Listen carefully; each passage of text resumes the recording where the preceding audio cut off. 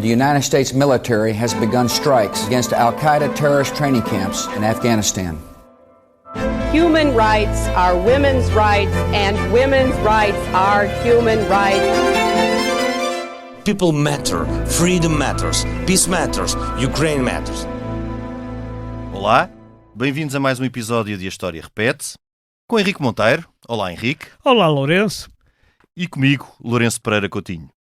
Hoje vamos falar sobre Fausto Figueiredo, o primeiro verdadeiro empresário turístico português, o homem que transformou a localidade do Estoril, no concelho de Cascais, no que hoje muitos chamariam de resort de luxo, inspirado em Biarritz e alicerçado na via férrea, que deveria trazer os passageiros abastados diretamente de Paris e do centro da Europa, e num casino onde gastariam o seu dinheiro. Para tal, convidámos a escritora Maria João Lobo de Carvalho, autora de uma biografia romanceada de Fausto Figueiredo, intitulada O Estoril não caiu do céu, recentemente editada pela Oficina do Livro. Maria João, bem-vinda. Olá, é um gosto. Muito obrigada por estar aqui mais uma vez. É também um gosto para nós, mais uma vez. Muito obrigada. Subscrever o Expresso é ter acesso à melhor informação, a uma vasta oferta de conteúdos exclusivos e à opinião de referência. Subscrever o Expresso é tornar-se membro do nosso clube, poder ser voz ativa de uma comunidade informada e beneficiar de vantagens exclusivas. Subscreva o Expresso em expresso.pt/digital. Expresso. Liberdade para pensar. Antes de passarmos à conversa, apenas 2 ou 3 notas breves sobre o Estoril e sobre Fausto Figueiredo. No princípio do século XX, o Estoril era uma desconhecida localidade do concelho de Cascais, onde apenas existia um convento de franciscanos, então ao abandono, e que datava do século XVII, muito pinhal e algumas pedreiras. Ao contrário do que se passara com Cascais e até com o Monte Estoril a partir das últimas décadas do século XIX, o Estoril tinha passado ao lado das profundas mudanças ocorridas nestas localidades com a chegada dos reis, da corte e da moda de ir a banhos, tema de que falámos em episódio recente. Contudo, o Estoril tinha já condições que o podiam tornar num destino turístico de eleição para todos aqueles que procuravam ir a banhos ou uma temporada de termas. Um bom clima que, junto ao mar, escapava com frequência à visita dos incómodos ventos do norte, uma praia de mar calmo, águas termais e, sobretudo, espaço. Muito espaço, pois o Estoril era então uma zona praticamente desabitada. Fausto Figueiredo foi precisamente um dos primeiros a perceber o potencial desta zona e seguramente o primeiro a pôr mãos à obra para transformar num destino turístico.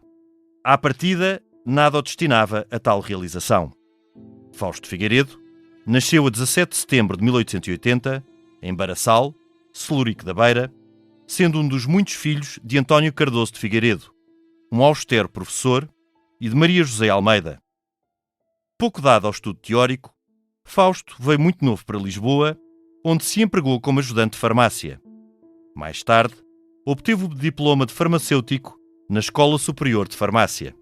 O seu destino profissional parecia, pois, estar traçado, até que o seu casamento contribuiu para que a sua vida desse uma reviravolta. A 9 de maio de 1910, escassos meses antes da implantação da República, Fausto Figueiredo casou-se com Clotilde, filha de José Ferreira do Amaral, um influente homem público e proprietário de roças em São Tomé, e de Maria do Rosário da Silveira. Foi graças ao sogro que Fausto Figueiredo foi nomeado para a administração da Companhia de Caminhos de Ferro Portugueses. Nesta posição, teve oportunidade de conhecer vários países e locais da Europa e de aperceber-se do potencial dos caminhos de ferro e do turismo. A descoberta do Estoril aconteceu também através da sua nova família. A sua mulher Clotilde tinha uma saúde frágil e precisava de apanhar o que na altura se chamava bons ares. O pai de Clotilde, José Ferreira do Amaral, comprou então um lote de terreno no Estoril, onde depois construiu uma casa a que deu o nome de Pinheiro Manso e que seria a primeira residência de Fausto Figueiredo e da sua família no Estoril. Por volta de 1913, Fausto Figueiredo já tinha deixado quase tudo o resto para trás para se dedicar ao seu projeto de transformar o Estoril na primeira estância de luxo portuguesa. Por contraste com Cascais, que até 1910 acolheu a corte e a chamada boa sociedade portuguesa, o Estoril com que Fausto Figueiredo sonhava seria cosmopolita e destinado à elite internacional. Para tal, Fausto Figueiredo considerou que era absolutamente necessário ter uma via férrea confortável e eficiente que ligasse a localidade ao centro da Europa. Também seria indispensável dotar o Estoril de infraestruturas turísticas de qualidade, designadamente hotéis, e, por fim, seria crucial proporcionar atrações aos visitantes, designadamente um casino.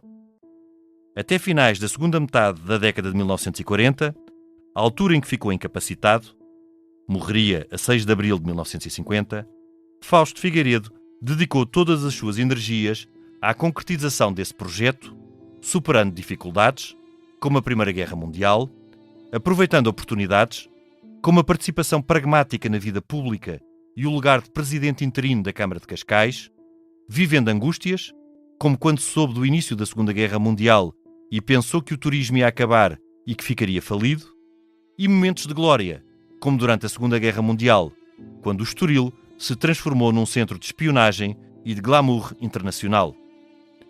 É, pois, da construção do Estoril pela mão de Fausto Figueiredo que vamos agora falar, passando a palavra ao Henrique para abrirmos a conversa com a Maria João. Olá, Maria João. Olá. Não é a primeira vez que estás aqui. Não, é a segunda. É a segunda. E não será a última? Ao ritmo que a Maria João escreve livros, não será. Estes foram 3 anos. É quase um novo Camilo Castelo Branco. Quer dizer, aqui o Fausto Figueiredo tem uma coisa fantástica, não é? Porque ele, quando ele começa a fazer... O que é que a gente lhe deve? Não é? O casino, a Avenida Clotilde... Não, já vamos explicar. E a Avenida Aida. Os Caminhos de Ferro, que é aquilo que se chamava de antes, que era Estoril... Chamava-se, não sei o quê, Primeiro comboios. começou por ser a Riviera Portuguesa. Pois, está bem, mas a própria linha de comboio é que não era da CP. Não, era particular. Era particular, era dele. Acho que devemos também o Estoril como clube de futebol, que ele também teve aí uma intervenção, o Estoril Praia. Aliás, uma zona onde próximo tinha começado o futebol em Portugal, que foi em Carcavelos, com Carcavelinhos, curiosamente. E devemos-lhe ainda o facto de todas aquelas obras que embelezam o Estoril, junto ao mar, nos fazerem muito lembrar estâncias como Biarritz e outras que há pela Europa, nomeadamente da Europa do Norte, porque eu penso que a ideia do calor associado à praia vem mais tarde do que esta década de 10 do século passado, onde ele começa a desenvolver tudo isso.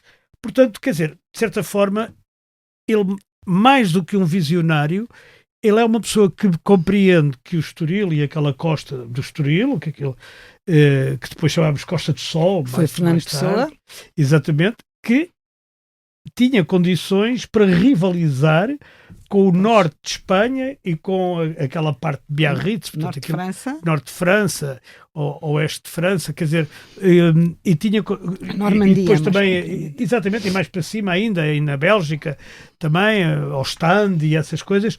Ostende também era importante. Ele teve essa visão toda, apesar de ser farmacêutico. Porque por isso mesmo. Quando lhe perguntavam a profissão, ele dizia farmacêutico. Isso. E Beirão? Já agora. Bem, mas isso é do Distrito da Guarda, não é do meu, que é de Viseu. Já é um bocadinho mais. Bem, mas eu acho que assim, quando eu comecei a pensar fazer sobre Fausto Figueiredo, há 3 dimensões. A dimensão pública, e aí eu acho que bati tudo o que havia público, desde os discursos na Câmara, ou como deputado da Nação, a tudo o que há público dele, eu varri tudo. Isso tenho a certeza.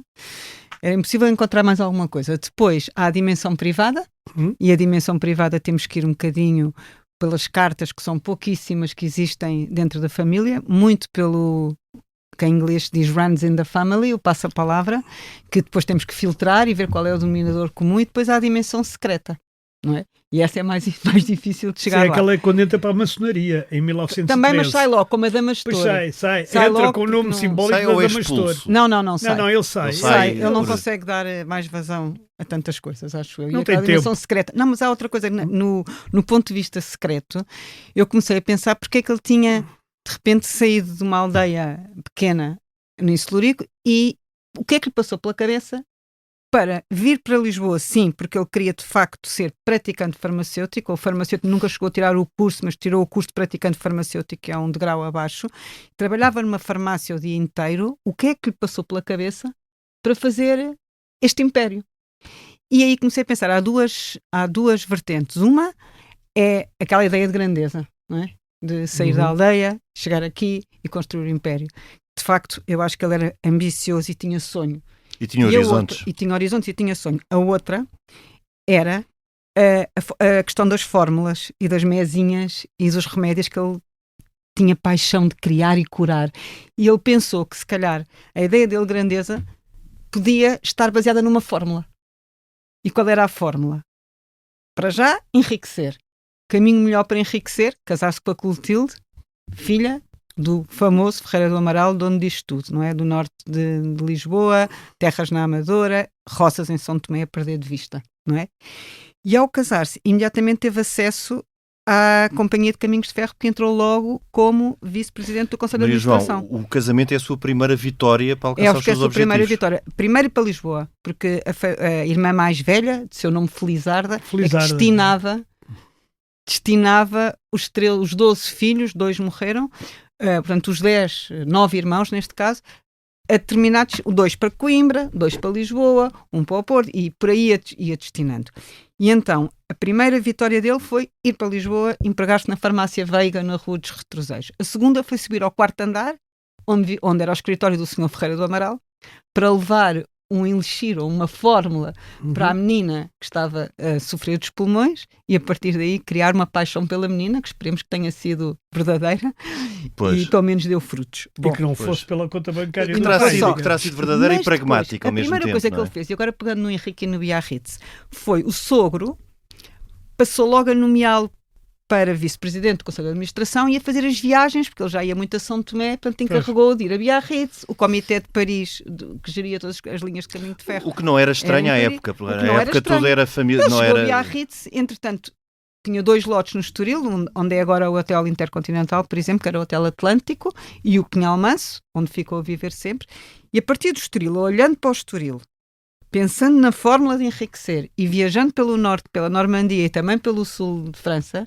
ele pensou, espera lá, aqui há mais dias de sol, 200 contra 120, a água do mar é mais quente, a temperatura é mais alta. Apesar de não ser o objetivo máximo ser a temperatura, o que é facto é que o Estoril tinha efeitos terapêuticos já documentados. Não é? É isso, Maria João, porque ao contrário, até para fazer o contraste com Cascais, enquanto Cascais foi claramente um local para se ir a banhos, o Estoril é pensado desde o início como um local cosmopolita onde os banhos eram acessórios. Sim, as termas, sim. Havia 2 termas, não é? As termas de São João, os que banhos era termais, mais humilde. Sabem aquele ali quando vamos a passear em São João e há um edifício que é agora uma escola da Misericórdia, era as termas de São João, pronto, os banhos da Poça, chamados. Sim. E depois havia as termas do Viana, onde é mais ou menos o casino. Bom, é um facto que tinha efeitos terapêuticos, é um facto que Cascais era a corte, não era? A Vila da Corte e tudo isso, era uma mas também era há pouco tempo, na altura. Sim, desde Dom Luís. Sim, desde Dom Luís. Mas estava nesta altura mais ao abandono, desde 1910, não é? Com a República. Está bem, mas isto ainda temos antes, quando ele se casou, exatamente nessa altura, 1910. Por uma história muito gira que eu já conto, do Cometa. Bom, mas entretanto, depois dele se casar, o que é que acontece? Ele já tinha curiosidade sobre tudo o que se passara antes naquele pinhal do Andresa, como se chamava, onde tinha andado um senhor chamado Torrezão, que tinha desbravado o pinhal e construído meia dúzia de chalés sem um grande plano estrutural. E o que acontece é que aquele sonho do Torrezão morreu, os chalés ficaram abandonados. Pronto, por aí ficou. Maria João, tal como o Monte Estoril. A seguir do Torrezão, isso era tudo Monte Estoril. Monte Estoril, mas uma zona mais Monte Estoril. A seguir veio o Conde Mozart e o Carlos Anjos, e então já com plano.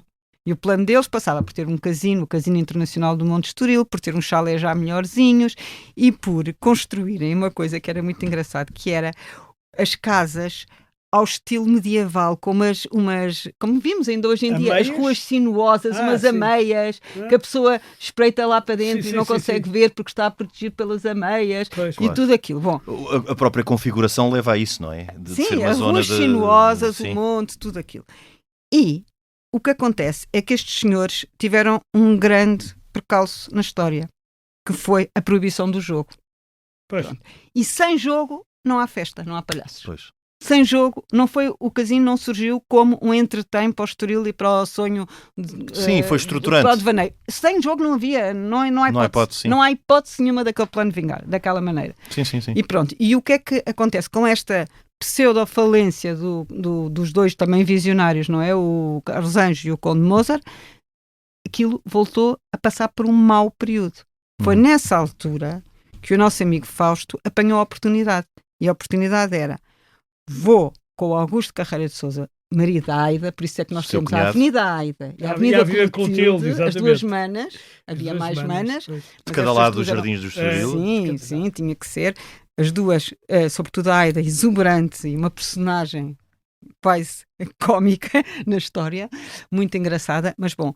E então, a partir daí, ele começou por comprar as termas do Viana, que não eram só as termas onde é agora o casino, era também cá embaixo ao pé do Hotel Paris. Ele já tinha feito mais umas quintas, mais umas habitações, mais uns chalés. Compraram aquilo por 250 contos, porque sabia, não que fossem as termas que iam valer ouro, mas porque era o princípio de qualquer coisa estruturante. E era muito dinheiro, 250 contos. Pois está bem, mas depois, entretanto, já houve aí uma data de conversas, porque depois, se não me engano, o genro já veio dizer publicamente que se ele comprar aquilo por 250 euros, aquilo valia muito 250 contos, aquilo valia muito mais, e alguma coisa o Fausto Figueiredo queria, e tal e coisa. Portanto, foi por aí que começou. E a partir daqui começou a traçar um plano megalómano, mas para isso ele sabia que tinha que estar dentro da Câmara de Cascais, da Comissão Administrativa, como se chamava antes. Maria João, e tinha que estar dentro de todas as coisas para poder trabalhar nos bastidores. Só aqui um parênteses. No meio de todos os altos e baixos que ele depois vai ter, e pelos quais iremos passar com certeza, há aqui uma grande coerência dele estruturar todo este projeto na ideia de ser absolutamente imprescindível, não só o jogo e o casino, como o caminho de ferro. Para poder trazer as pessoas que, entretanto, já havia de Pedroço até Cascais, e depois para trás, foram para a Funda, Algés, até ao Castro. Sim, mas ele chegasse... comprou, como se fosse, ele teve um contrato de 50 anos da linha de Cascais. Da concessão. Chamava-se Estoril Praia. Não, chamava-se Cidade de Estoril. Cidade de Estoril Praia, não era Estoril Praia. Não, era só Cidade de Estoril. Então sou eu que estou a fazer confusão. O que é Estoril Praia é o grupo desportivo. Pronto. E no Estoril Praia ele tinha a concessão por 50 anos, portanto... Pronto, mas houve esta coerência grande em estruturar no jogo e nos caminhos de ferro, que eram essenciais para fazer do Estoril essa estância cosmopolita que ele imaginou, e depois há um grande pragmatismo, que é esta parte depois de estar na política e estar na vida pública. Ele não conseguia sem alterar os decretos, ele não conseguia isto sem a política e sem o poder. Portanto, ele tinha ele apoia o João Franco, só agora entra na política, depois é republicano, ou pelo menos dá-se bem na República. Depois passa para o Partido Republicano Liberal na década de 20 e depois torna-se uma figura do Estado Novo. Mais ou menos, ele implicava com o Salazar e o Salazar não se gramavam. Sim, mas o Salazar não gramava o jogo. Não gramava o jogo, mas ele também não espera. E também não gostava de pessoas ousadas. Não, portanto, mas já há aqui uma coisa que é importante. Ousadas ou que fugiam ao controle. Nos caminhos de ferro é importante, porque as pessoas, quando pensam nos caminhos de ferro, pensam em Santa Apolónia. Ora, na altura, não, o terminal era Rossio. Era Rossio. E do Rossio, quer dizer, e ele consegue fazer a ligação por Alcântara-Mar, Alcântara-Terra, vai por ali fora até Cascais. Mas, até Cascais. E para trás, sim. E começa a Alcântara-Mar, Alcântara-Terra. Exatamente, e Campolide, onde junta com linhas que vêm do coisa. E, portanto, ele consegue a ideia de vir de Paris até ao Estoril. Não, isto é na mesma carruagem, teoricamente. Em Campolide, depois é levada a carruagem do Sud Express por outra máquina que vai até ao Estoril. Exatamente. Mas ele tinha essa ideia, mas essa ideia ainda foi depois, porque primeiro tínhamos a concorrência da Carris, que era elétrica. Pois. E a Carris fazia Rossio Campolide, não é? E então a linha depois de Cascais seguia de Alcântara, a fundo, até lá. Mas era uma concorrência a vapor. Era uma concorrência com o elétrico. E uma das coisas que ele pensou logo foi: eu tenho que eletrificar esta linha do Estoril. Pronto. Então era tudo em várias frentes. Era eletrificar a linha, era pôr o jogo a funcionar. E como é que ele pôs o jogo a funcionar? Através de cozinhar nos bastidores um decreto em que dizia que só podia haver 2 zonas de jogo, uma no Estoril ou algures a oeste de São João e outra na Madeira. Ou seja, bem longe. Bem longe. Era para ser longe. E também tudo inspirado no exemplo do Mónaco, que na altura teve a mesma receita. A receita era infalível. O Mónaco era independente, teoricamente, como ainda hoje é. Sim, mas nós até já fizemos também cá um episódio sobre o Mónaco, e o Mónaco estruturou-se e vive e sobrevive por causa do jogo, não é? Exatamente. E foi desta altura. Para mim, Fórmula 1, que aliás o Estoril também. Sim, mas é o jogo. Basicamente é o jogo. E o facto de ser um paraíso fiscal. Pronto, e entretanto, ele quando estava na Câmara também tinha acesso. Primeiro mandou fazer as cartas topográficas, depois percebeu já havia eletricidade, mas como é que estava a questão da água, onde é que se ia buscar a água, como é que eram os lotes de terreno. Eu aí tinha acesso a tudo, certo? E depois na Câmara dos Deputados teve acesso a tudo o resto. Agora, tudo começou com uma famosa brochura que ele fez, linda, uma peça linda de se ler, chamada Estoril, Estação Climatérica, Meteorológica e Termal, e a partir daqui com uns desenhos lindos em que disse que o Estoril ia ser a mulher mais bela e sedutora do país. Marijão, porque de facto o Estoril tem características de clima únicos. Até no inverno, porque o Estoril como estância de inverno até é preferível. O problema no verão, junto à costa, de facto, é uma zona abrigada dos ventos, porque aqui, como sabemos, em toda a costa do Estoril, em toda a linha de Cascais, as nortadas são muito frequentes durante o verão. No Guincho, não há dúvida. E Cascais. E ali a zona do Estoril, a zona junto à praia, não o Alto Estoril, porque o Alto Estoril apanha com muito vento, vindo da Serra de Sintra, mas a zona baixa do Estoril, a zona muito junto ao mar, é uma zona bastante abrigada, com temperaturas muito, muito amenas no inverno. Eu até acho que mais do que, para além do sol, no caso da água, a nossa água não é mais quente que a água, por exemplo, do norte de Espanha, porque tem a corrente do Golfo da Biscaia e toda essa zona tem águas mais quentes e mais temperadas que a nossa, mas nós temos o Estoril, mais sol e, sobretudo, uma zona mais abrigada de vento e muito bom. Olha, nos meses que vão começar agora, em outubro e novembro. E aqui fala também por experiência própria. Agosto era mais ventoso. Por eu ter vivido 15 anos no Estoril. E não tens uma casa para vender lá, portanto isto é tudo não. Mas eu vivi mais para o Alto do Estoril e na zona do Alto do Estoril há muito vento. Há muito vento. E depois tínhamos o Schroeder, ministro do João Franco, que tinha comprado o Forte São Roque e fez o Tamariz ao lado, como temos hoje.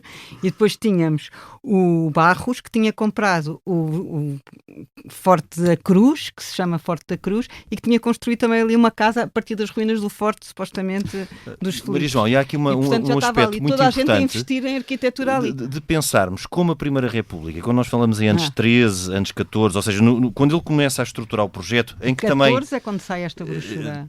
Tem uma figura nuclear que foi exatamente o cunhado, não é? Uma figura mais discreta e uma figura mais de bastidores, mas também que teve a sua importância e a sua relevância. Teve, que era quem trabalhava e o outro era a personagem... Mas como é que um regime bastante conflituoso e bastante instável em nada se opôs em termos de princípio a que houvesse uma estância internacional ali no Estoril? Porque foi criada a Sociedade de Propaganda nessa altura. Sim. E era preciso arranjar produtos para propagandear Portugal no estrangeiro. E o Estoril serviu que nem uma luva. Até para credibilizar a República. Exatamente, para credibilizar a República, e depois com o Estado Novo também usaram... Exatamente, como do forma mesmo prestígio, não é? E é isto... Mas a Primeira Guerra vai atrasar ali muito o projeto do Estoril. Ele pensou que ia fazer em 2 anos, ou em 4 anos no máximo, e apanha com a Primeira Guerra. Com a Primeira Guerra, que acaba em 18. Andava tudo a carregar pedras para o Fausto, pedras para o Fausto. Das pedreiras ali perto das também. Pedreiras Cascais, e depois ainda descobrem uns vestígios que dizem que são neolíticos, mas que eram romanos, ou que era que atrasou aquilo tudo, meia dúzia de cacaria, como dizia o Fausto, e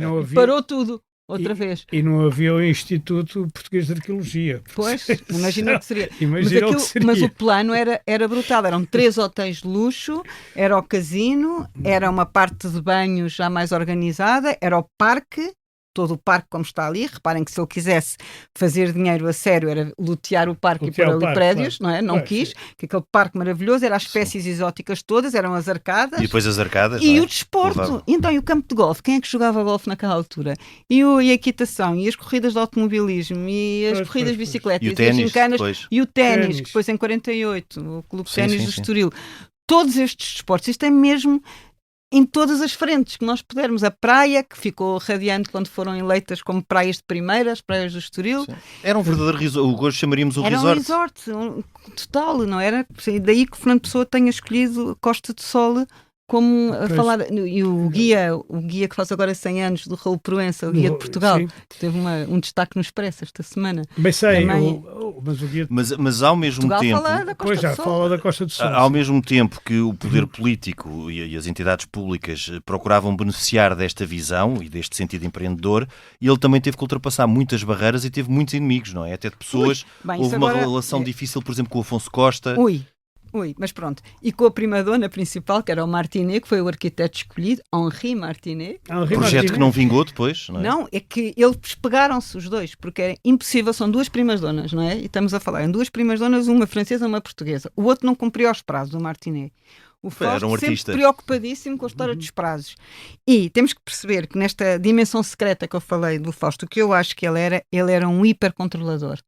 Pronto, além de ser claramente uma prima-dona, olhando para a figura dele, baixinho, franzino, discreto, ele falava e agigantava-se. Os discursos dele na Assembleia dos Deputados são qualquer coisa. O que ele escreve, ou o que manda escrever, não sabemos, mas toda esta dimensão, de facto, ele era brutal. Agora, ele controlava tudo.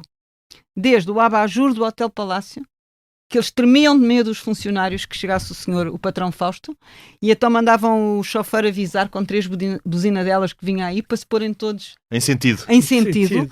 Os filhos, os pouquíssimos amigos que ele tinha, a mulher, toda a gente ele controlava, ao limite, com exceção das 3 filhas. E isso é que é comovente, é que ele com os 2 filhos rapazes era um ferro-abrás total, e que trabalhavam com ele, o Fausto menos, foi mais para a banca com os tios, mas o António muito mais, e quando já não se esperava, ele teve as 3 filhas seguidas, desvaneceu-se, nasceu um pai, e portanto era hiperprotetor. No fundo, ele entrava em choque com toda a gente que controlava, as únicas que o comoviam eram as 3 raparigas. Isso acontece muito nestes homens com uma vontade muito afirmativa. Sim, era um total controlador, e ele... Há uma dimensão que ele não controlava. Porque ele tinha um feitio complicado. Irascível, sim, totalmente. As pessoas viviam apavoradas com o patrão Fausto. Sim, porque era aquele perfeccionista que tem... Não, mas a história do só 2 histórias, sim. 3 que vão adorar.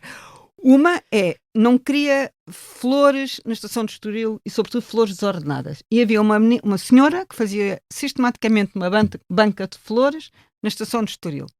Ele lá uma vez avisou, 2 vezes avisou, à 3ª vez deu um pontapé nas flores, caíram as bancas, caiu as flores, caiu tudo por ali. Mas depois arrependeu-se imediatamente e chegou ao Cais do Sodré. Foi por impulso. Foi por impulso, ele já não aguentava aquilo. Chegou ao Cais do Sodré e mandou pagar à senhora em triplo todas as flores que tinha estragado. Da outra vez, entrou na carruagem sem bilhete, porque aquilo era assim, os comboios tinham que ser pontuais, asseados, imaculados, tudo impecável. No seu comboio da linha de Estoril, não é? Entra no comboio, não teve tempo para comprar o bilhete, o comboio saía às 17h01, ela às 17h01 estava no comboio, não teve tempo para comprar o bilhete. O fiscal, o senhor não tem bilhete, o senhor vai comigo ali, depois quando saímos no Cais do Sodré, pagar a multa sem o reconhecer. Pois. Quando chega à estação do Cais do Sodré e lhe dizem... Vamos ver que é o Sr. Fausto Figueiredo, que é o dono disto tudo, que é o patrão. O homem ia morrendo de medo.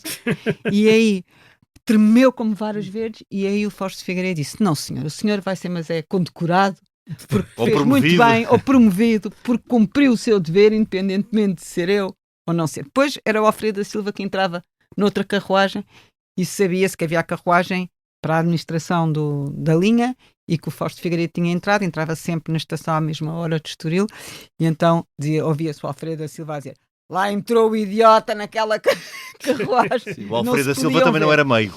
Não, porque o Alfredo da Silva também tinha tinha um uma feitio casa, irascível. tinha um feitio difícil, portanto Sim. eu não imagino como seria aquela equação. Mas o Alfredo da Silva comprou a casa claro. de São Cristóvão ali, não é? Também Sim, sabia onde sim. investir. E depois a história do sim, Sudexpress. neste caso amigos, negócios à parte é mesmo, não é? Mesmo, Ou inimigos, sim.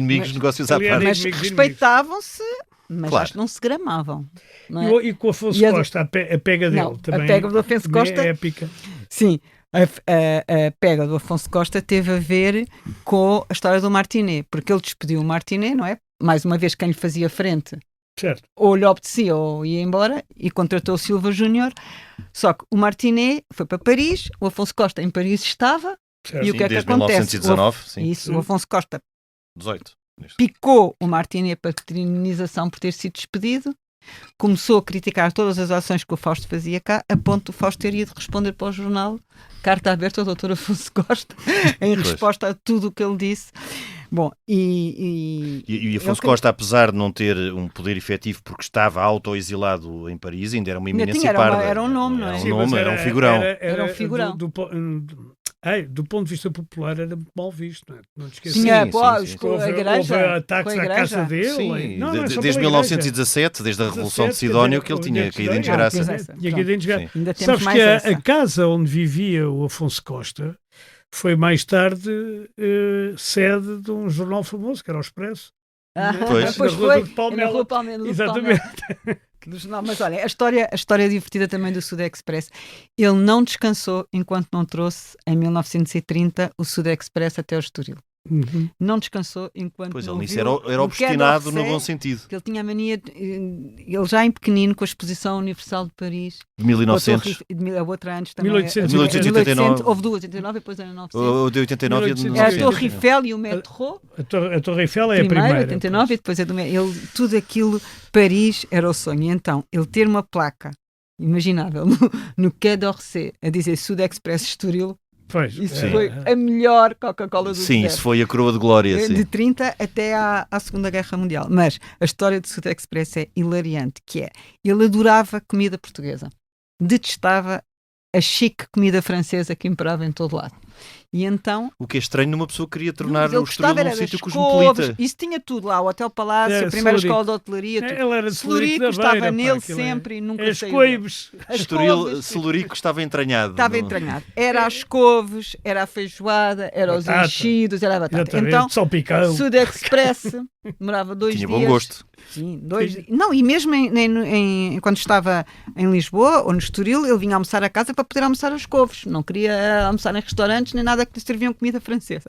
E então, no Sudexpress, chega-se à hora de ir para o vagão restaurante comer. Sim. E serviram-lhe tipo um patê tal, de canard e tudo aquilo. E ele começou a ficar enervado, chamou o chefe e disse: isto é inadmissível, num comboio que vem do Estoril, que não haja couves, feijoada, cozida à portuguesa. Ai, senhor Fausto Figueiredo, dos nossos clientes, sabe? Eu não quero saber dos nossos clientes, eu quero aqui uma opção de comida à portuguesa.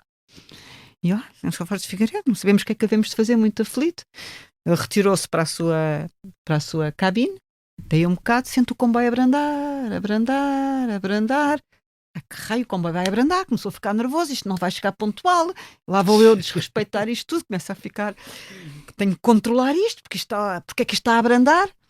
Passado 2 horas, batem à porta da cabine, senhor Fausto Figueiredo, o jantar já está servido. Então o que era? Era couves, caldo verde, Tudo o que ele tinha direito. tudo o que ele tinha direito, porque o comboio abrandou junto de um cenário de couves. Sim, exatamente. O homem saiu E o homem arpioso comprou E abasteceu-se.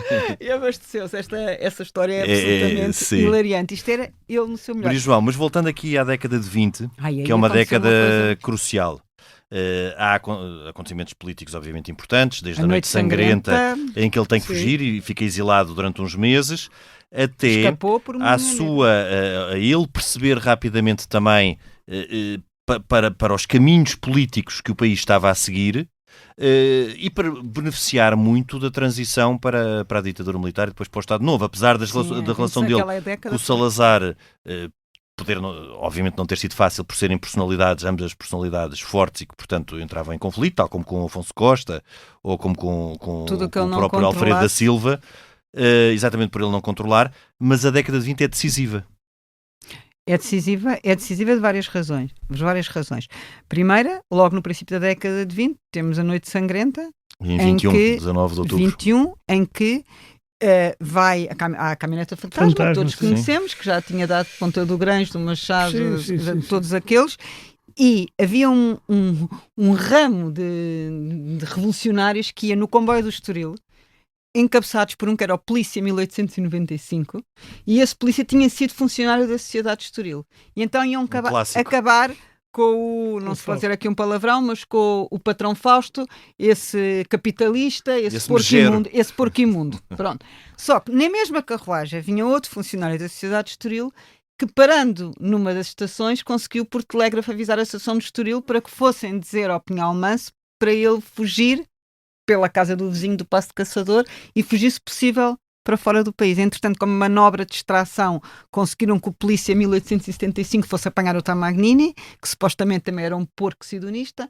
e aquelas 2 horas deu tempo... Foram cruciais para ele fugir, e aí fugiu para a Normandia, para Pau, onde esteve 2 ou 3 meses, achamos que é imenso tempo, mas não, depois voltou sempre a Portugal e tudo mais. Mas, Lourenço e Henrique, só contar uma história muito gira do cometa Halley, diz-vos alguma coisa?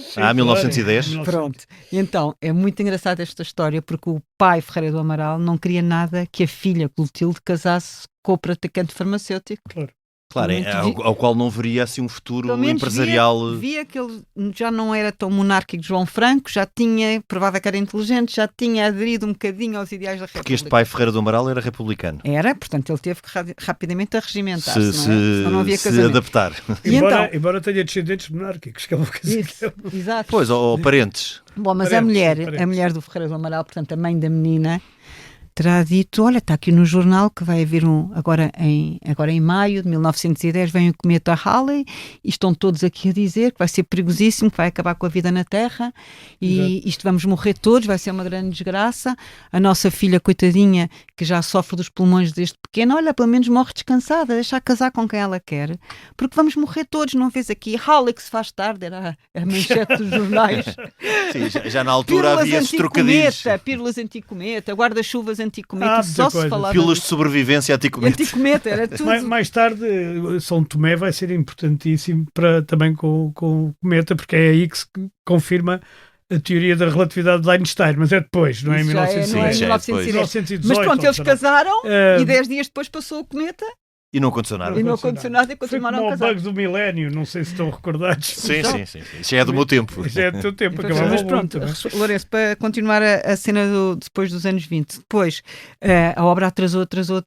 Só que ele tinha, mal aquilo começou a ficar pronto, primeiro as termas, depois o Hotel do Parque, a inauguração da estação do Caixo de Dré, a linha elétrica que finalmente em 26, e todos esses eventos. Ele fazia o que nós hoje fazemos, que era contratar influencers. Para irem, antes das visitas dos VIPs irem inaugurar, na véspera vinham os jornalistas todos. E quem ele achasse importante da imprensa internacional. Portanto, havia esta visita prévia, que saía em todos os jornais e depois é que iam as cabeças coroadas, não é? Ele fazia sempre isto. Isto é, de facto, de uma pessoa visionária, não é? Como é que ele previa antes de tudo acontecer? Antes disto tudo, mostrava aos arquitetos o que é que tinham feito. E ele, nesta altura, já tinha as sociedades estruturadas e divididas entre o que era a exploração da linha e a sociedade propriamente dita que investiu no resort. A Estoril Plage, que era dona daquilo tudo, não é? Sim. A Estoril Plage. E o casino ainda era à parte. Era a Estoril Plage. O casino, temos outra história também, é muito gira. O casino teve a concessão, não é? Concessão. Porquê? Porque ele não controlava o jogo. Outra variável que ele não controlava. E que odiava não controlar, porque tanto podia perder tudo, ganhar tudo. Portanto, passou para a sociedade arrendatária, chamou 2 experts, que era o Cardinho e o Herrera, um geria as coristas, outro geria os acontecimentos o Joaquim Herrera, sociais, que também tem uma rua no Estoril. E o Cardinho irritava-se tanto com o Fausto Figueiredo, que, como não conseguia gritar com ele porque ninguém tinha coragem de o enfrentar, ia para o guincho aos gritos chamar todos os palavrões que sabia ao Fausto Figueiredo. Não me digam que é por isso que a praia se chama do guincho. Se calhar. Já era anterior. Mas ia ali, o eco ia passando. Tudo o que não podia dizer na cara dele. Descarregar frustrações, no fundo. A própria Aida, cunhada, contratou um motorista chamado Sr. Figueiredo para poder dar ordens e gritar com ele. Para poder dar ordens a um Figueiredo. A um Figueiredo, pois as pessoas tremiam de medo. As 3 filhas Claro que ele determinou com quem casava, mais ou menos, tentou, não é? As 3 filhas, uma delas tinha apendicite. As 3 foram operadas na casa de banho do Pinhal Manso, porque ele não permitia que fossem operados num hospital onde podia haver outras bactérias. Então chamou o cirurgião, montou uma trouxe mesa o hospital a casa, trouxe o hospital para casa para operar as 3 meninas, não uma. As 3, não fosse as outras 2 ficarem... É de facto um feitio muito peculiar, não é? Completamente, aquilo é Muito... mesmo difícil de perceber depois. Sim. Quando... Porque depois há aqui uma parte também de psicologia que é isso, interessante. é muito interessante a parte que é a parte psicológica, porque é uma é personalidade muito complexa e muito densa, porque há muito também de obsessão aqui. Não é? É uma obsessão mas também total. é preciso perguntar se alguém que não seja completamente obsessivo e consegue consegue fazer aquilo. As frentes todas, do sim, jogo às casas. Todas, não sei, teríamos de fazer um programa também sobre um André Jordan, que foi quem fez o mesmo, Igual, algo mas parecido.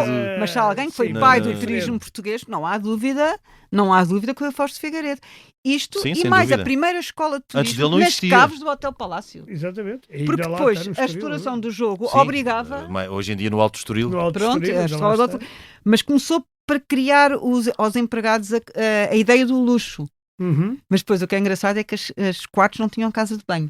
Ok? Havia pouquíssimas casas de banho à época. Mas é muito interessante também, Maria João, porque toda esta ideia é uma ideia pré-aviação.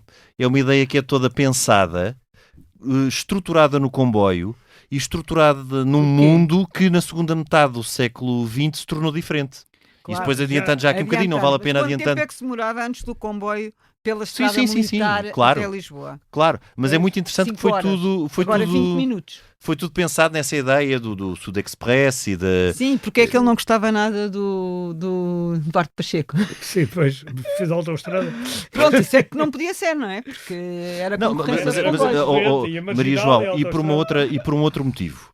Por um outro motivo que é um motivo muito facilmente compreensível. É muito difícil fazer um resort exclusivo a uma distância muito curta de uma grande capital.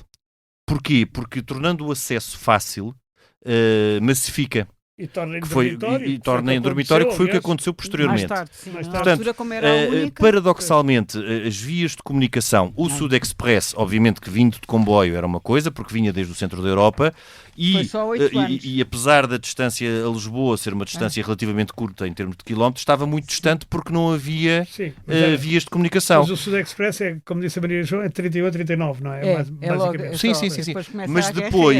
Mas depois, a Marginal e mais tarde, isto já agora, no nosso tempo, a partir de 1991, a A5, modificou por completo. Já havia a Estrada Marginal. Já havia a Marginal, sim. Havia a autoestrada até Caxias. Henrique, mas eu aí falo por experiência, eu vivi no Estoril de 87 até 2001 e a autoestrada é de 91.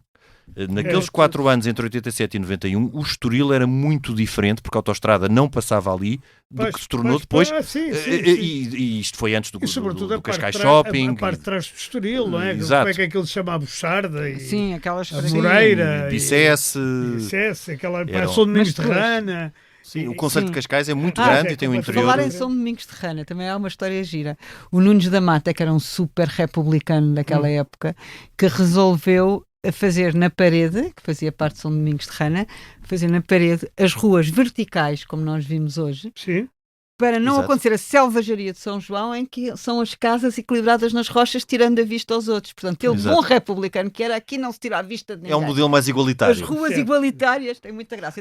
Aliás, as ruas da parede têm nomes de republicanos. Claro, todas elas. Era ele, o Nunes da Mata, que era quem imperava. Não era presidente, não. Imperava ali, comprou os terrenos todos. Era o dono disso tudo. Depois dizia-se aquela no frase. fundo era o senhorzinho Malta, não era? Que dizia o prefeito para o prefeito. E depois também não e dizia. sentava-se na cadeira do prefeito. Mas depois começou aquele ditado popular que eu adoro, que é bastante engraçado, que é Cascais nobreza, Monte Estoril grandeza, Estoril grandela, São João meia tigela.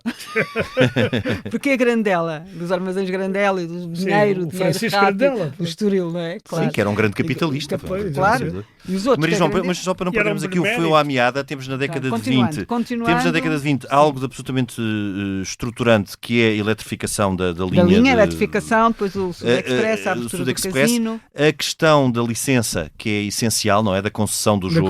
Da concessão do jogo, feita desta forma, cozinhada por trás, nos bastidores. E com isto tudo, num projeto que foi sofrendo modificações, inclusive afastado por incompatibilidade o primeiro arquiteto e arranjando uma outra solução, em que, por exemplo, uma das alterações foi o próprio Fausto Figueiredo perceber que não seriam 3 hotéis, mas seriam 2, não é? Sim, foi o Hotel Palácio e o Hotel do Parque. O Hotel do Parque e o Edifício das Termas, com as piscinas circulares, com os banhos quentes, com aqueles desfiles em fato de banho. Tudo isso era em circuito fechado. As próprias arcadas são isso. As arcadas com as lojas todas são circulares. Boas. Exato.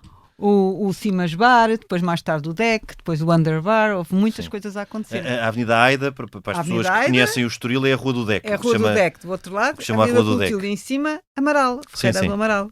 Então, ruas não lhes faltava. E depois, muito importante, também a dimensão também de ajuda do Fausto Figueiredo aos mais carenciados, que foi, deixou um terreno no norte do Estoril para os funcionários da cidade de Estoril e da Estoril Plage poderem construir as suas casas e arranjava emprego para toda a gente que pudesse ajudar, de celurico, disto, daquilo, das farmácias, estava sempre... Maria João, é interessante porque, apesar deles chocarem, é uma personalidade com muitos paralelos com o Alfredo da Silva. São 2 homens da época, 2 homens com... E com o Grandela. E com o Grandela também. O Grandela que era maçom e era... Também era maçom. Estes eram maçons, começaram todos, não é? Mas o Alfredo da Silva... O Alfredo da Silva era franquista. O Alfredo da Silva era franquista.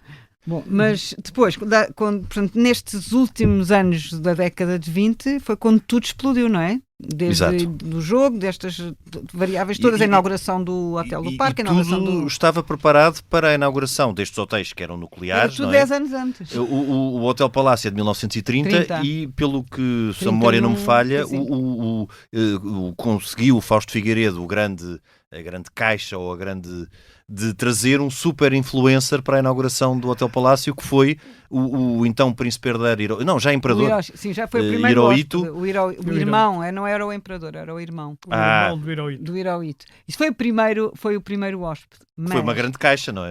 Sim, foi ótimo. Ele era influencer, jornais, se bem que os jornais o odiavam, claro, não é? Depois também ele devia tratar mal também. Mal também, era o Estoril e depois pegavam-se com os de Cascais e diziam isto e aquilo, é óbvio, não é? Nestas personalidades. Claro. Porque uma das coisas que ele consegue fazer, só interrompendo porque aqui é importante, é quando ele está como presidente interino da Câmara de Cascais, é desanexar o Estoril e tornar o Estoril uma freguesia exatamente para ficar livre da influência da Câmara de Cascais. Sim. Não ficava, não era bem da Câmara, mas ter ali alguma autonomia. Não ficava, mas ficava ali. Hoje é assim, as guerras com as águas, as coisas de iluminações, Sim, aquilo deviam ser braços de ferro constantes. As atas das câmaras de Cascais sobre esse período, meu Deus. Bem, mas então, o mais engraçado, começa a Guerra Civil Espanhola, morre o Sanjurjo contra um punhal, em 36 contra um punhal na Marinha.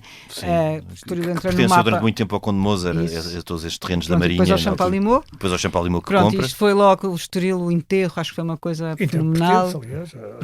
Parte claro. Ao Champalimau. Um Champalimau. Bom, e entretanto, quando se dá o princípio da Segunda Guerra Mundial, o Fausto deita as mãos à cabeça, já levei com uma guerra, já levei com a Guerra Civil Espanhola. E agora, Maria João, só interrompendo mais uma vez, desculpe, mas é só porque a Guerra Civil de Espanha acaba por ser uma oportunidade. É isso, trouxe gente. É a primeira oportunidade, não é? Claro, porque tudo o que ia para San Sebastián e para Santander passa a vir para aqui. Mas ele não pensou que na Segunda Guerra, dada a dimensão do conflito, sem fim à vista, que alguém viesse de alguma forma para o Estoril. E ele também pouco sobreviveu à Segunda Guerra, porque ela acabou em 45 mas e ele nesses tempos... Mas aí é que foi o pior, porque ele despediu todos os empregados do Hotel Palácio. Ele pensou que o turismo ia acabar e que ia à ruína, não é? O turismo vai pagar, vou à ruína. Entretanto, já mais tarde teve que vender ações da Estoril Plage ao Estado para aguentar aquilo e não pedir capital estrangeiro. Certo. E então pensou, bom, agora é o meu fim, vou despedir toda a malta, não há cá empregados nenhums, não vou ter mais despesas. De espionagem. No dia a seguir telefono-lhe, ou uma semana, ou não sei, 10 dias, a dizer, Sr. Figueiredo, não sei como, mas estão pessoas a dormir na sala, no hall, na casa de jantar, por amor de Deus, temos que admitir outra vez o pessoal. Foi bingo. No fundo, a desgraça da Europa acabou por ser um bingo total. Foram 20 mil. Mas repara que há ali um momento, em que não se percebe, que, aliás, corresponde ao célebre encontro do Hitler com o Franco em Andaia, ou Irún, e na fronteira, em que não se percebe muito bem se os alemães vêm até cá ou se não vêm. quando se percebe que Portugal é neutral, Portugal torna-se um centro de espionagem. E esse centro de espionagem de passagem, porque era pessoas que vinham em trânsito para os Estados Unidos. Judeus a fugir para a América, espiões a chegar. Agora imaginem, democratas a ir para a América do Sul e para a América do Norte. Atores, filósofos, pintores. Era um filme do James Bond. Era autenticamente um filme do James Bond. Ian Fleming. O Ian Fleming esteve lá alojado no Hotel Palácio e então o espião mor, o Popov, o célebre Popov, andava ali a rondar e supostamente o Ian Fleming baseou-se no Popov para o seu James Bond. Exato. Certo? E diz o próprio Popov anos depois, o James Bond não tinha sobrevivido 24 horas. É isto que era. Bom, mas agora imaginemos para o espírito controlador dele o que era ver o seu Estoril num ninho de espiões. Mas por outro lado, sem corte, por outro lado, a adrenalina que isso lhe deu, sim, não é? Sim, no casino eles chegavam a dizer ao desgraçado do corpião: entretenha aqui este a ganhar durante meia hora, que eu tenho que lhe revistar o quarto, tenho que estar a ganhar durante meia hora. Essa história é as fantástica. Mulheres, as espias a entrarem, a saírem para o outro lado. Acho que dentro do hotel do Parque, que supostamente era o ninho do rei, e do outro lado o Hotel Atlântico, o Palácio. O Hotel Palácio era dos aliados, mas acho que dentro das paredes dos armários do Parque encontraram cavilhas e coisas secretas e entradas escondidas dentro dos... Agora imaginemos o que era aquele Estoril naquela altura, os reis sem corte, os condes de Barcelona, esse tempo terá sido mais até porque há aqui uma diferença que é o tempo da Segunda Guerra Mundial, em que ainda não era o tempo dos reis sem corte. O tempo dos reis sem corte é mas depois... Começaram a vir, mas vieram sobretudo Humberto II, 41, os mais emblemáticos, que foi Humberto II, vem em 46, porque o exílio é de 46, o Dom Juan Bourbon também é dessa altura. 46, o Carol veio antes, da Bulgária, mas é que também tudo isso são dinastias que... Habsburgos. Mas essas, tanto no caso da Bulgária como no caso de Itália, são monarquias que caem após a Segunda Guerra Mundial. O rei Carol da Roménia, o rei Carol da Roménia, houve uns já estava antes porque 36 meses e fizeram 36 anos. Esse abdicou durante o Antonesco. Mas esse terá sido o auge do Estoril. Foi a década de 40. A década de 40 foi muito importante e ele já estava mais velhote e no fim da guerra tem um acidente no Dá Fundo de carro. Com o filho e com a nora, e a partir daí vai ser internado em São José, mas dá-se o total declínio da personalidade dele. Tanto que compra uma casa na Ameixoeira. Cognitivamente também. Tudo, não é? Ele estava constantemente a dizer: eu vou falir, apesar de tantos as filhas e tentavam dizer, mas olha quem é que veio agora, este rei assim, aquele rei assim assado, toda a gente quer o Estoril, toda a gente a comprar casas, isto está a explodir outra vez nos tempos de... E ele não queria ouvir, não se distraía com nada, andava com o seu enfermeiro, iam dar uma volta de carro, diziam que a Amália tinha de cantar ao casino de Estoril, ele só esboçava jogar, voltava imediatamente a ficar macambúzio. E onde era a casa dele, à Meixoeira? Era na Casa Nossa Senhora da Saúde, onde é agora um lar, que está aqui documentado em fotografia, e porque ele, entretanto, colecionava casas e casas e casas. Quando morreu tinha 25 casas no Estoril. E continuava a dizer que ia morrer falido. Okay. Pois, mas isso já era uma obsessão. Exato, entrando no campo psicológico isso entra... Há situações dessas, de pessoas que têm património e que às tantas põem na cabeça que vão falir, e criam uma ansiedade. E criam a concessão única das linhas de caminho de ferro, isso foi muito importante, e portanto ele já tinha também uma posição na linha da Beira Alta por uma questão romântica de ter uma piadeira no Baraçal, não é? E de repente recebe uma carta da Companhia de Caminhos de Ferro a dizer que passava a presidente honorário. Basicamente tirava-lhe o poder todo. Pois, punham numa chamada, não é gaiola dourada, mas numa... sim, daí tipo rainha da Inglaterra. Sim. Pronto, mas isto foi a morte, a concessão única. Por um lado ele achava, e tinha feito discursos na Câmara dos Deputados a favor, de certa maneira, de haver uma concessão, mas na altura quando lhe caiu a ficha e percebeu que o seu contrato era até 1970 da linha de Estoril, e que ia ser retirado se fosse uma concessão única, em por mais que o filho e que advogados para trás e para diante e aquilo tudo, ele ia ficando cada vez mais diminuído, mais macambúzio, tanto que estavam com medo porque ele tinha um revólver na mesa de cabeceira, que ele desse fim à vida, acaba por morrer de tuberculose pulmonar. Eu acho que assim o grande amigo que ele tinha na vida toda foi Augusto de Castro, que era diretor e dono, não é? Acionista. Dono não era, ao princípio, era mais diretor mas primeiro ele comprou uma posição de Diário de Notícias, depois não sei ele o que também foi dono dono, ou pelo menos importante.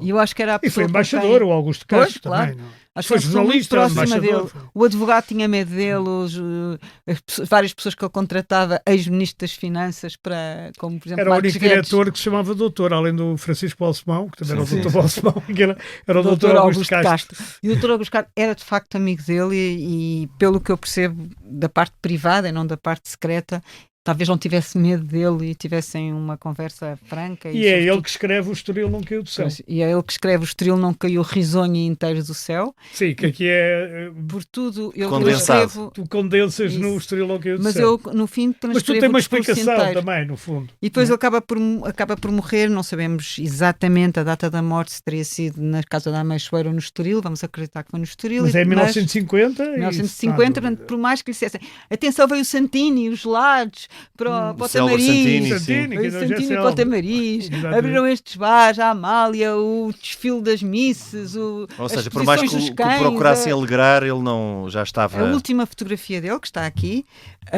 no livro, e que vão ver que é de um homem profundamente abatido, Sim.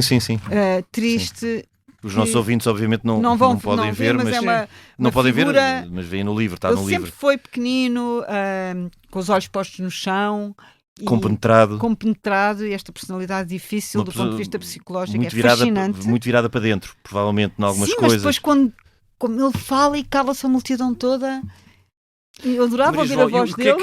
E depois de 1950... Isso aí, de facto, o Estoril a história acaba em 1950, mas de facto o Estoril depois toma outros rumos, a concessão do jogo, como nós sabemos, passa para o Teodoro dos Santos e depois foi evoluindo até à atualidade.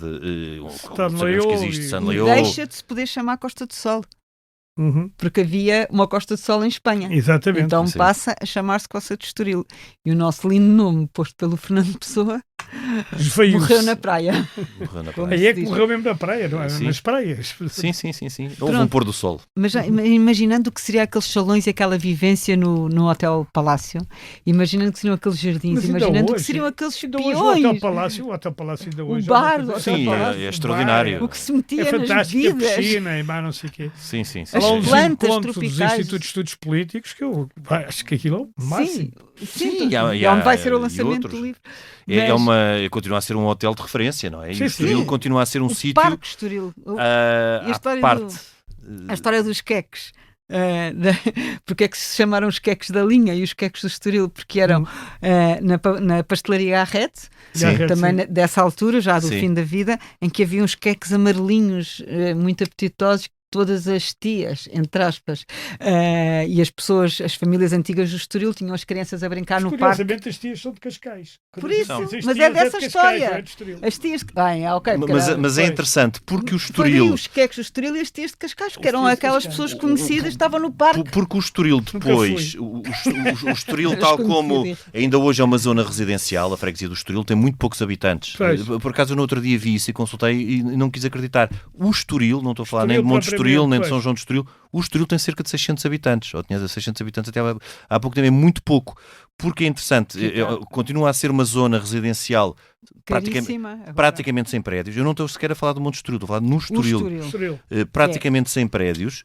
Para percebermos, é entre os salesianos atuais, o convento de Santo António, que se chamava, ao lado da igreja de Santo António, até ao princípio da Praia da Poça. Portanto, essa zona é que é o Estoril e depois para o norte, certo? A Avenida dos Bombeiros, depois é uma zona muito pequena. E é interessante porque toda a construção, que é uma construção sobretudo residencial, já é posterior a 1900, porque aqui estamos a falar de um Estoril cosmopolita. Depois venderam-se algumas das casas grandes. E algumas das casas grandes foram subloteadas, mas mesmo essas são zonas hoje em dia ocupadas em boa parte ainda por portugueses, mas por condomínios e muitas com casas independentes ainda. Sim, também ainda há. Mas de portugueses, mas que já vieram depois, muitas são construções posteriores a 1950. São os chamados novos ricos. Pronto, os que conseguiam ter ali. Não, quer dizer, desculpa lá, a partir de 50 para cá já é novo rico. Sim, agora imaginemos o que era aquelas Sim, praias. mas eram pessoas com dinheiro na altura e que tiveram possibilidade de construir no Estoril. Mas imaginemos o que era aquelas anos 50, anos 60, aquelas praias, o desfile de fatos de banho e depois de biquinis, o Estado Novo a olhar para aquilo tudo, a não deixar aquelas meninas indecorosas, a Polícia Marítima a multar. Eu de 60 ainda me lembro. No final de 60 ainda me lembro do Estoril, no final de 60. Pronto, acho que todos temos histórias do Estoril, a começar porque se volta aos lugares onde se foi feliz, porque a minha história também começou com uma casa no Estoril dos nossos avós. Mas eu não. Dos nossos avós, onde eu fugia para passar as férias com uma avó velhota que obviamente não tinha mão em mim, nem nos netos mais novos, e portanto era a total liberdade. Havia outro Fausto, a Lobo de Carvalho, e não Figueiredo. É seu avô, o Fausto Lobo de Carvalho. Quando diziam morreu Fausto Figueiredo e morreu Fausto Lobo de Carvalho, acabaram-se os Faustos em... Acabou-se o Fausto. Acabou-se o Fausto. Mas bem que tinha uma bela casa ali no Príncipe Real, o seu avô também. Isso já é outro. Já é o Caroça. Não é o Fausto. Não, isso é do outro lado, de São Tomé. Já é uma outra história. Tá bem. Pronto, é outra coisa. Mas aquela praia da Azorjinha, a praia da Poça, onde eu aprendi a nadar com o professor Primo Ferreira, no Beco, aquela loucura que era os anos 60 e depois princípio de 70... Foi talvez isso que me fez acordar para o Fausto Figueiredo e querer contar as histórias. Para voltar a isso é giro. Eu também interessante e é pena até o estilo biográfico. Não só o estilo biográfico, como a autobiografia, que em Portugal quase ninguém faz autobiografia. A autobiografia é muito memória. Entre a autobiografia e memórias cruza ali uma fronteira muito tenue. Há muito pouco, não é? Hoje em dia, felizmente, mais. Mas é um género que ainda está e biografias destas pessoas, eu estou a lembrar também do Grandela, do Alfredo, também existem. Pois, exato, Alfredo Silva, feita pelo Miguel Faria, brilhante. Sim, mas são muito pouco divulgadas. E são homens que são, já que viveram vidas inacreditáveis. E depois foram visionários e empreendedores. E outros. Não é o único, claro, mas eu acho que nós portugueses, sobretudo aqui mais para o sul, todos temos memórias mais ou menos próximas do Estoril. E é importante que um país onde o turismo tem o peso que tem, como é que começou? O primeiro grande empresário de turismo em Portugal seja conhecido e com tudo o que teve de bom e de mau, não é? As personalidades não são perfeitas. Que as pessoas passam por ali e nem olham. Sim, nos jardins do casino. No jardim do casino. Pensar que aquele jardim, como eu disse ao princípio, podia ser um monte de prédios e não estava lá jardim nenhum. E ainda bem que está um jardim. É uma alameda incrível. Aliás, a maior parte das pessoas nem percebe que há ali duas ruas, que é a Selva Clotilde. E depois há uma rua Fausto Figueiredo já, o bairro, tudo isso. Sim, depois, ao bairro, só depois vão morrer, não é? Porque desta forma é uma vida cheia, uma vida com uma personalidade, como estava a Lourenço a dizer, marcante e do ponto de vista psicológico, que dava muito interessante e complexa. Um psicanalista dava muita história e que nós não temos acesso. Não é? E ficou este legado do Estoril, que a mim pessoalmente também me diz bastante. Foi eu já vi que vocês foi são o sítio onde foi o sítio onde eu passei a minha adolescência. Eu vivi no Estoril dos 14 anos aos 30. Foi onde eu passei a adolescência e o início da minha idade adulta. Não temos que fazer o mentor da vida da República. O mentor, eu sei quem é. O mentor o republicano. É o Eugénio de Almeida. Não, é o Eugénio de Almeida. Quem luteia todas as avenidas novas é o Eugénio de Almeida. Por indicação do Presidente da Câmara de Lisboa na altura, que se chamava Rosa Araújo. E estamos a falar disso. Olha, para cá, um dia falamos disso. Um dia falamos disso. Mas Maria João, aqui deixamos este legado. Foi um grande gosto. Muito obrigada aos dois. Obrigado. A todos que nos ouvem. E até à próxima. Até ao próximo livro e até à próxima vinda aqui ao programa. Henrique, nós até para a semana. Até para a semana. A gravação e sonoplastia esteve a cargo de Tomás Delfim. Nós voltamos na próxima semana, noutro tempo e noutro espaço.